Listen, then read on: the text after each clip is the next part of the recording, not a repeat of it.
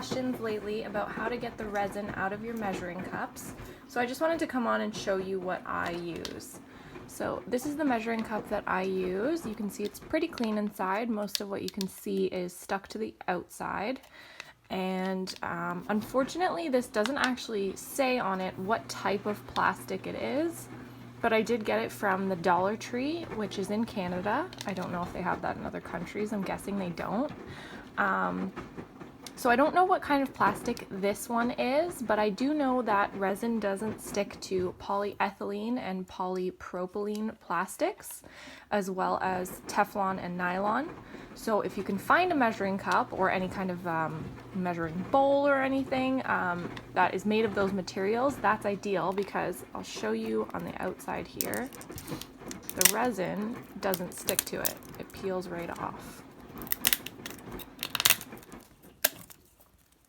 Just like that, which is really great. And then now the outside's all clean and dry. So basically what I do is when I'm done with my resin, and there's like a little bit left in the bottom, I'll put the popsicle stick inside and I'll lay it on its side like this. And then once it's cured, so the next day or 2 days later, I'll come back and it'll be stuck like this, and all of the resin will have pooled in the bottom here. And I basically use the popsicle stick as leverage to peel it all out. And I'll come back and I'll show you what that looks like tomorrow once I've used this measuring cup and it's all cured. Okay, so it is the next day, and this is now cured into the measuring cup, so everything on the inside is hard now. And this popsicle stick I left resting just like that. And I'm sorry if you can hear the noises in the background. That is my washing machine. So that's how I left it to cure. And now some of it has spilled over the side. So usually I have to pull up the side a bit first.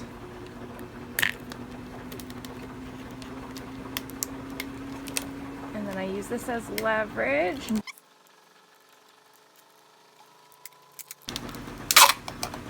There we go. Takes a little bit of work because I have a lot of resin that was hardened to the popsicle stick already that I left in there, so it was a lot to pull out, but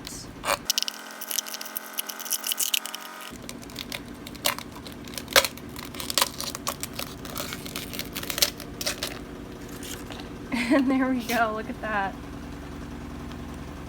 It all comes out. Now, usually I wouldn't have this much resin on here, so basically what happened was I had a bunch of resin already stuck to the popsicle stick all around here. It was already stuck there, so I wanted to reuse it, that's why there's so much there. And then last time I poured resin, I forgot to leave the popsicle stick in there, so some of it hardened along the bottom. So that's why I have this big chunk here. But usually if you're putting the popsicle stick in, it'll be a lot easier to pull out because there won't be this much resin stuck to it. But yeah, so pretty easy. Just pull out the extra pieces and we're all clean. And then the last thing I want to mention is if you do have some sticky bits of resin left over on the inside, because sometimes that does happen, what you can do is you can put isopropyl alcohol. I have 91%, but you can use 97%. Pour it in there, and then you can scrape out the resin and use a towel to pull it out, and that'll help you clean the stickiness off the sides. And then you're good as new. It's totally empty and you can reuse it and do it again. Thank you so much for watching, guys. If you like this video, please like and subscribe. I post new videos every week.